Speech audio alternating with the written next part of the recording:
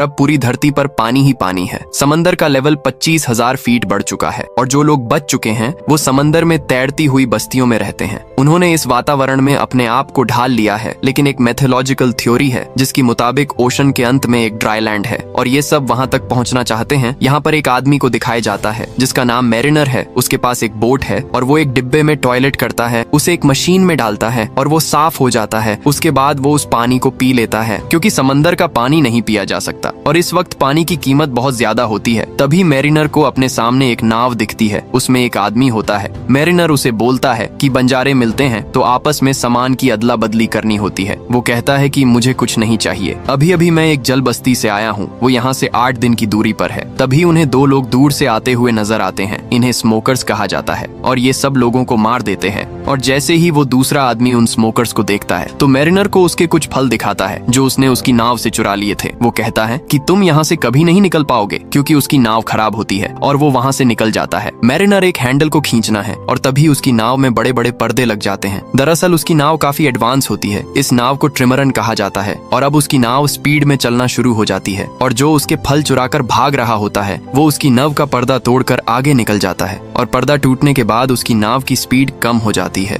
और पीछे से जो स्मोकर्स आ रहे थे वो उसे मार देते हैं। लेकिन मैरिनर वहाँ से बचकर निकल जाता है और वो उस जल बस्ती तक पहुँच जाता है जहाँ के बारे में उस आदमी ने उसे बताया होता है। और गेट पर पहुँचने के बाद वो उन लोगों को कुछ सामान दिखाता है। वो कहता है कि हमारे पास काफी व्यापारी हैं, लेकिन जब मैरिनर उन लोगों को मिट्टी दिखाता है तो वो लोग चौंक जाते हैं। जिस तरह से आज के युग में हीरे जवाहरात बहुत कीमती है, उसी तरह उस वक्त में मिट्टी बहुत कीमती होती है और वो उसे अंदर आने देते हैं। और जब वो मैरिनर की मिट्टी को तोलते हैं तो वो 3 किलो होती है। इसके बदले वो उसे 62 सिक्के देना चाहते हैं, लेकिन मैरिनर कहता है कि मुझे 62 नहीं बल्कि इसके दुगने चाहिए और वो दुगने सिक्के देने के लिए तैयार हो जाते हैं। इस दौर में मिट्टी बहुत बेशकीमती इसलिए भी है क्योंकि मिट्टी पर ये छोटे मोटे पेड़ पौधे उगाकर अपने लिए खाने की चीजों का इंतजाम कर सकते हैं। मैरिनर अपने सिक्के लेकर एक दुकान पर जाता है और वो पीने के लिए कुछ पानी खरीदता है। वहीं पर एक टमाटर का पौधा भी होता है। मैरिनर इस पौधे को खरीदना चाहता है। दुकान वाली लड़की उससे बोलती कि तुम्हारे आधे सिक्के मुझे चाहिए और मैरिनर उसे आधे सिक्के दे देता है और उस टमाटर के पौधे को उससे खरीद लेता है। मैरिनर जिस लड़की से ये खरीदता है इसका नाम हेलन होता है और इसके साथ एक लड़की भी होती है और ये उसकी गार्जियन है। उस लड़की का नाम अनोला होता है। अब मैरिनर वहाँ से सामान खरीद कर जा रहा होता है, तभी उसी बस्ती के कुछ लोग उसके पास आते हैं और उनके साथ एक लड़की भी होती है और वो मैरिनर को कहते हैं कि तुम इसके साथ संबंध बनाओ और जब ये गर्भवती हो जाए तो तुम अपनी जरूरत का सामान लेकर यहाँ से जा सकते हो। और वो ऐसा इसलिए कहते हैं क्योंकि ये इस बस्ती का नहीं है और इनकी जो प्रजाति है, इनकी जो जीन्स है वो अब कमजोर हैं। लेकिन मैरिनर साफ साफ माना कर देता है। वो कहते हैं कि तुम्हारे पास कुछ भी नहीं है जो तुम मुझे दे सको, तुम लोग मर रहे हो। ये कहकर वो जाने लगता है। तभी उन लोगों को शक होता है कि ये स्मोकर है और वो उसे रोक लेते हैं और जब वो उसे रोकते हैं तो वो देखते हैं कि उसके कान के पीछे गिल्स हैं और गिल्स देखने के बाद आदमी चिल्लाता है कि ये म्यूटेंट है और वो उसे पकड़ लेते हैं और एक केज के अंदर बंद करके वहाँ पर मड़ होता है उसमें डुबाना शुरू करते हैं। दरअसल जो भी इंसान मर जाता है वो उसे यहाँ पर डुबाते हैं ताकि उससे खाद बन सके।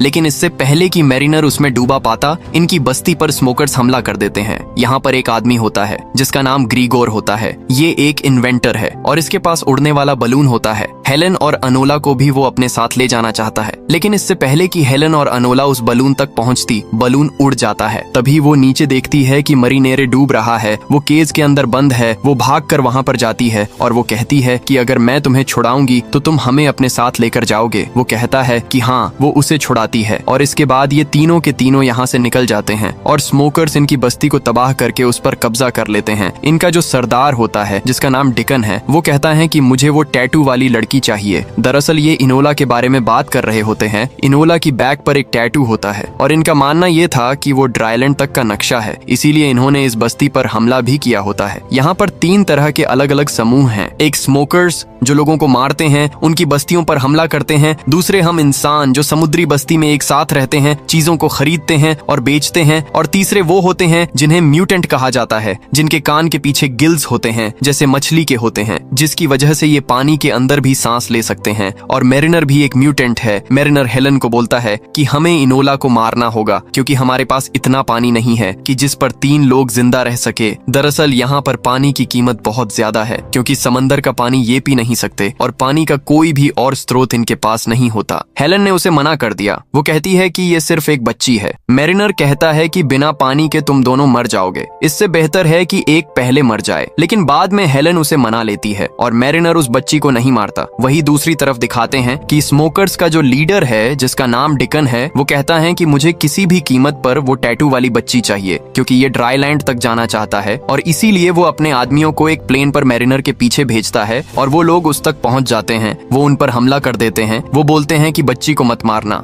और वो लगातार इन पर गोलियां चलाते हैं। मैरिनर बेसमेंट में जाता है क्योंकि वो अपने हथियार लाना चाहता है। ऊपर हेलन को लगता है कि मैरिनर भाग गया और वहाँ पर एक गन होती है जिस पर रस्सी लगी होती है और वो उस गन से प्लेन पर हमला करती है और उसमें से एक तीर निकलता है जो प्लेन में फैंस जाता है और प्लेन ऑन बोर्ड के चारों तरफ घूमना शुरू कर देता है और उसके जो बड़े बड़े सेल्स होते हैं वो अब टूटना शुरू हो जाते हैं। मैरिनर भी ऊपर आ जाता है और वो देखता है कि उसकी बोट अब टूटने वाली है। वो जल्दी से ऊपर जाता है क्योंकि वो उस रस्सी को काटना चाहता है जिससे वो तीर जुड़ा हुआ है जो हवाई जहाज पे अटका हुआ है और मैरिनर बड़ी मुश्किल से उस रस्सी को काट देता है और वो पानी में गिर जाता है। हवाई जहाज वहाँ से चला जाता है लेकिन मैरिनर की जो बोट है वो बहुत बुरी तरह से टूट चुकी है और गुस्से में आके वो हेलन के और इनोला के दोनों के बाल काट देता है और वो कहता है कि आज के बाद मेरी बोट पर किसी भी चीज को कभी मत छूना। इसके बाद ये आगे का सफर तय करते हैं और तभी इन्हें एक और नाव दिखती है। उसमें एक आदमी होता है और हेलन बोलती है कि हमें उससे बात करनी चाहिए, क्या पता उसके पास खाना हो। हालांकि मैरिनर ऐसा नहीं करना चाहता लेकिन हेलन के कहने पर वो उससे बात करता है। उसके पास एक बेशकीमती चीज होती है, वो होता है कागज, क्योंकि पूरी दुनिया डूब चुकी है और कागज बनना लगभग नामुमकिन है। ये वो चीज होती है जिन्हें आज के जमाने में हम एंटीक कहते हैं। मैरिनर और हेलन ने इससे बात इसलिए की होती है क्योंकि ये इससे खाने की उम्मीद कर रहे होते हैं लेकिन इसके पास खाना नहीं होता। वो आदमी बोलता है कि मैं तुम्हें कागज दूंगा, बदले में तुम्हें मुझे हेलन को सौंपना होगा। शुरू में मैरिनर मान जाता है। वो कहता है कि आधे घंटे के लिए तुम्हारी हुई और वो तहखाने में ले जाकर उसकी इज्जत लूटना चाहता है। लेकिन तभी मैरिनर नीचे आ जाता है और वो कहता है कि हमारा सौदा कैंसिल हुआ। वो उसका कागज उसे वापस कर देता है लेकिन वो चाकू निकाल लेता है। वो उन्हें मारना चाहता है। मैरिनर हेलन को ऊपर भेज देता है और इसके बाद मैरिनर उस आदमी को मार देता है। मैरिनर जानते हैं कि ये दोनों भूखे हैं। दरअसल वो खुद भी भूखा था, इसीलिए वो समंदर के अंदर कूदकर एक बहुत बड़ी मछली को मारता है और अब इन सब के पास खाना होता है। ये भरपेट खाना खाते हैं। एनोला मैरिनर को बताती है कि मुझे तैरना नहीं आता। वो कहती है कि काश मेरे पैर भी तुम्हारी तरह होते। मैरिनर बोलता है कि मैंने पहली बार ऐसी लड़की देखी जिसे तैरना नहीं आता क्योंकि यहाँ पर इस दुनिया में सबको तैरना आता है। हेलन बताती है कि मैं उसकी माँ नहीं हूँ, मैं उसकी गार्डियन हूँ और धीरे धीरे साथ रहने के बाद, बातें करने के बाद इनकी दोस्ती होना शुरू हो जाती है और मैरिनर इनोला को तैरना भी सिखाता है। जहाँ वो कुछ वक्त पहले इनसे नफरत करता था, इनके साथ नहीं रहना चाहता था,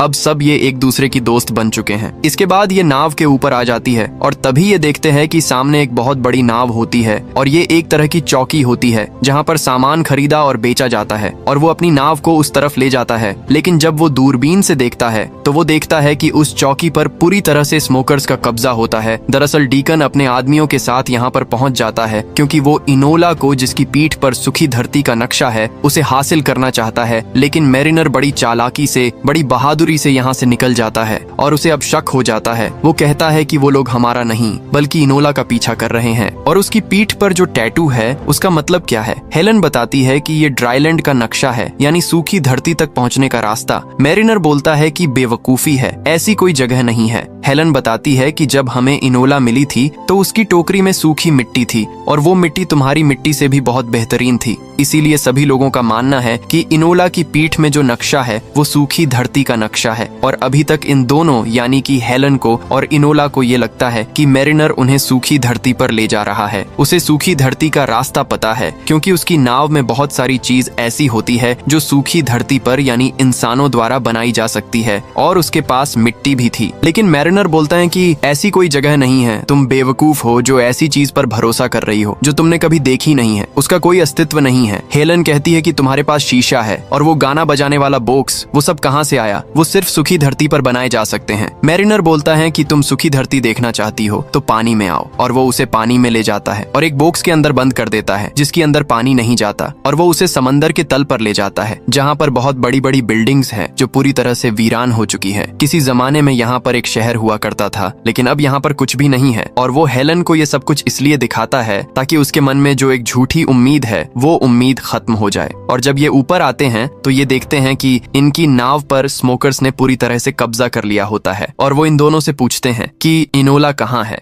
दरअसल इनोला उन्हें देखकर नाव में कहीं छुपी होती है। वो कहते हैं कि अगर तुमने नहीं बताया तो हम तुम दोनों को मार देंगे, और ये दोनों नहीं बताते। हालांकि हेलन ने इनोला का पैर देख लिया होता है, लेकिन फिर भी वो नहीं बताती क्योंकि वो जानती है कि स्मोकर्स पर भरोसा नहीं किया जा सकता। डिकन बोलता है कि अगर ये नहीं बता रहे तो इन दोनों को मार दो, और इससे पहले कि ये उन दोनों को मारते इनोला आवाज लगाती है। वो कहती है कि नहीं, और वो बाहर आ जाती है, और अब इनोला स्मोकर्स के कब्जे में आ जाती है। और स्मोकर्स का जो लीडर होता है वो बोलता है कि इन दोनों को, यानी कि हेलन को और मैरिनर को मार दो। लेकिन इससे पहले कि वो उन्हें मारते, वो दोनों के दोनों पानी में कूद जाते हैं। पर हेलन पानी के नीचे सांस नहीं ले सकती क्योंकि वो इंसान है, लेकिन मैरिनर ले सकता है क्योंकि उसकी गिल्स हैं। इसीलिए वो अपने मुंह से हेलन को सांस देता है, और बहुत देर के बाद ये पानी के ऊपर आते हैं। और जब ये ऊपर आते हैं तो ये देखते हैं कि स्मोकर्स ने मैरिनर की नाव को पूरी तरह से तबाह कर दिया होता है। और इस बात से मैरिनर को बहुत दुख होता है, लेकिन अब हेलन मैरिनर की इंसानियत, उसकी अच्छाई से प्यार करने लगती है, और ये दोनों एक दूसरे के करीब आ जाते हैं। और जब हेलन सो रही होती है तो मैरिनर नीचे जाता है क्योंकि उसका वहाँ पर सामान होता है, और वहाँ पर वो कागज भी होते हैं जो उसने उस इंसान से छीना था जो रास्ते में उन्हें एक बोट पर मिला था।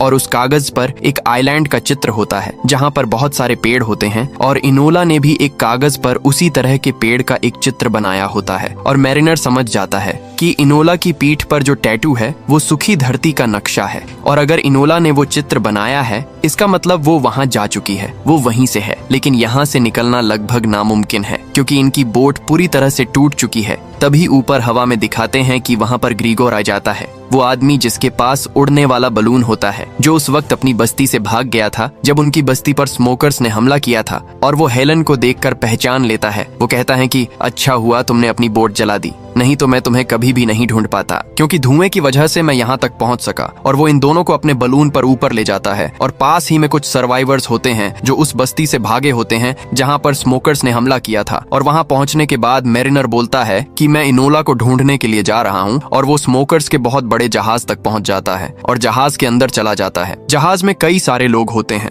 और वो सब अपने सरदार डिकन से बोलते हैं कि हम कब सूखी धरती तक पहुंचेंगे। वो उन सब से झूठ बोलता है कि मेरे को नक्शे का पता चल चुका है और अब हमें यहाँ से निकलना है। हालांकि नक्शा इनके पास है, लेकिन डिकन या किसी और को ये नहीं पता कि इस नक्शे में रास्ता किस तरह से देखा जाए। लेकिन उसके झूठ से सब के सब नीचे बेसमेंट में चले जाते हैं और चप्पू चलाना शुरू करते हैं और उस विशाल जहाज को यहाँ से आगे ले जाते हैं। तभी ये दिखाते हैं कि डिकन के सामने मैरिनर आ जाता है और उसके पास गन होती है। वो बोलता है कि मुझे ये लड़की चाहिए। डिकन बोलता है कि अब तुम यहाँ से जिंदा वापस नहीं जा सकते। तभी मैरिनर अपने अंदर से एक जलती हुई मशाल निकालता है और उसके सामने तेल के कुएं का एक पाइप होता है और वो उसके अंदर डाल देता है और एक जोरदार ब्लास्ट होता है और उसके बहुत सारे लोग यानी कि बहुत सारे स्मोकर्स मारे जाते हैं। और मैरिनर उस जगह पर जाता है जहाँ पर इनोला है और जब वो ऊपर पहुँचता है तो वो देखता है कि डेकन उसे लेकर नीचे जा चुका होता है और अपने प्लेन पर उसे उड़ा कर ले जा रहा होता है। लेकिन वो उसके प्लेन पर रस्सी अटका के उसका प्लेन क्रैश कर देता है और उसका प्लेन वही शिप पर गिर जाता है। अब ये विशाल शिप डूब रहा है, लेकिन इससे पहले कि ये पूरा शिप पानी में समा जाता, वहाँ पर हेलन और ग्रीगोर उड़ने वाले गुब्बारे पर वहाँ तक पहुँच जाते हैं और वो नीचे रस्सी फेंकते हैं और उस रस्सी की मदद से मैरिनर और इनोला ऊपर उड़ने वाले गुब्बारे पर आ जाते हैं। और तभी नीचे जहाज पर एक बहुत बड़ा ब्लास्ट होता है और जितने भी स्मोकर्स होते हैं लगभग सभी मारे जाते हैं। लेकिन डिकन अभी भी बचा होता है और वो नीचे वाटर स्कूटर से ऊपर गोली चलाता है। ये गोली वो इनोला को मारना चाहता है, लेकिन इनोला को गोली नहीं लगती, उसकी साइड में लगती है और वो गुब्बारे से नीचे पानी में गिर जाती है। और अब उसकी तरफ 4 स्मोकर्स बढ़ रहे होते हैं क्योंकि वो उसे हासिल करना चाहते हैं। और तभी ऊपर से मैरिनर अपने पैर पर रस्सी बांधकर जिस तरह से बंजी जंपिंग की जाती है उस तरह से इनोला की तरफ कूदता है और इससे पहले कि स्मोकर उस तक पहुंचते वो इनोला को पकड़कर ऊपर ले जाता है और ये तीनों स्मोकर्स जो उसकी तरफ आ रहे होते हैं वो आपस में टकरा जाते हैं, जिसकी वजह से एक जोरदार ब्लास्ट होता है और इस ब्लास्ट में डिगन के साथ साथ उसके सभी स्मोकर्स मारे जाते हैं और इस तरह से मैरिनर इनोला को बचा लेता है। ये ऊपर आते हैं और वहाँ पर ग्रीगोर बताता है कि मुझे अब रास्ते की समझ आ चुकी है। वो सूर्य की स्थिति से अंदाजा लगाता है और जो टैटू इनोला की पीठ पर होता है उससे वो तालमेल बिठाता है और वो कहता है कि सूखी धरती उस तरफ होनी चाहिए और वो अपने उड़ते हुए गुब्बारे को उस तरफ लेकर जाते हैं। रात होती है और ये सब सो जाते हैं और जब सुबह मैरिनर की आंख खुलती है तो उनके उड़ते हुए गुब्बारे यानी कि इनके यहाँ पर एक पक्षी आकर बैठता है और तभी मैरिनर सामने देखता है वहाँ पर बहुत ऊंचा पहाड़ होता है और ये होता है एवरेस्ट। लेकिन एवरेस्ट अब पूरा हरा भरा है, यहाँ पर पक्षी है, पेड़ पौधे, मीठे पानी के झरने। और जब ये ऊपर जाते हैं तो वहाँ पर देखते हैं कि एक झोपड़ा भी होता है जिसके अंदर 2 कंकाल होते हैं और ये इनोला के माँ बाप होते हैं। वहाँ पर टैटू बनाने का सामान भी होता है। दरअसल उन्हें पता था कि वो मर रहे हैं, इसीलिए वो इनोला के पीठ पर टैटू बनाकर उसको एक टोकरी में डाल दिया था और उस टोकरी में यहाँ की सूखी मिट्टी भी डाल दी थी ताकि जब वो किसी को मिले तो उसे पता चल जाए कि कहीं पर ड्राई लैंड है और वो इनोला की पीठ पर जो नक्शा है उसके जरिए यहाँ तक पहुँच सके, क्योंकि इनोला इतनी छोटी थी कि अगर वो यहाँ पर अकेली भी रहती तो तब भी वो बच नहीं पाती। और इनोला के माँ बाप ने जैसा सोचा होता है ठीक वैसे ही होता है। इनोला आज अपने घर वापस आ चुकी है। वहीं दूसरी तरफ ये दिखाते हैं कि मैरिनर को यहाँ पर बिल्कुल भी अच्छा नहीं लग रहा होता, क्योंकि वो इंसान नहीं है और इसीलिए वो वापस समंदर में जाना चाहता है। उसे लगता है कि समंदर उसे बुला रहा है। वो अपने लिए एक बार फिर से एक नाव बनाता है और वापस समंदर में जाने की तैयारी करता है। लेकिन इनोला और हेलन नहीं चाहते कि वो वापस जाए। हेलन उससे प्यार भी करती है लेकिन मैरिनर को जाना है और वो इन दोनों को अलविदा कहकर वापस उसी जगह चला जाता है जो उसकी असली जगह है, यानी समंदर में। और इसी के साथ ये कहानी